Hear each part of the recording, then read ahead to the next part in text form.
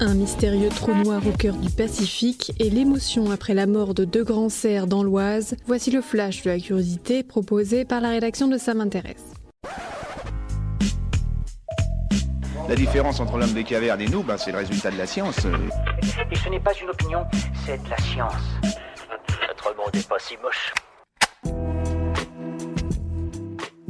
Il en faut parfois peu pour déclencher des tempêtes sur Internet. Début octobre, un utilisateur du réseau social Reddit a posté la capture d'écran d'un mystérieux triangle noir repéré au milieu de l'océan Pacifique sur Google Maps. Entouré par ce qui semble être l'écume des vagues, le morceau de terre très noir en son centre intrigue.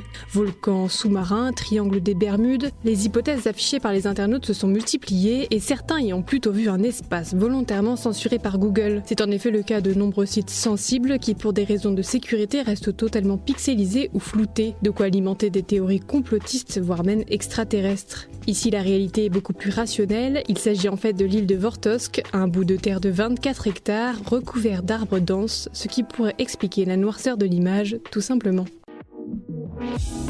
Super, j'adore. Alors écoute-moi bien, je vais essayer d'être clair avec toi. Ouais, génial.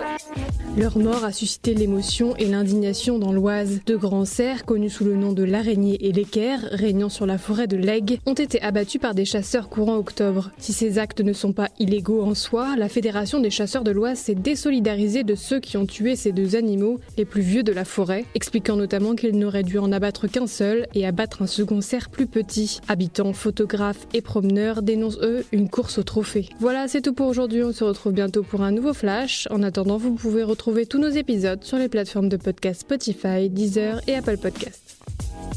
Voilà. Il ne reste plus qu'à vous remercier de votre attention. Au revoir.